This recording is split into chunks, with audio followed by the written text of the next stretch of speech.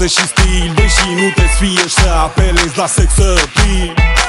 Știi că nu există moment în care tu să nu ai pregătit un argument. Știi, ai un talent nativ să folosești un zâmbet fiind pe post de sedativ.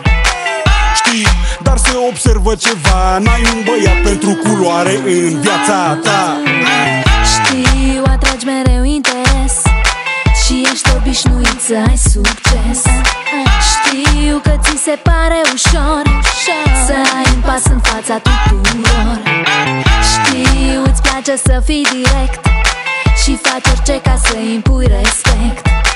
Știu, dar nu pot să mă abțin, lipsește condimentul feminin. Ai nevoie de o fată cu flair, care să-ți dea un plus de caracter, puțină sare și puțin piper. Asta e tot ce vreau să îți ofer. Tu o să fii prioritatea mea, indiferent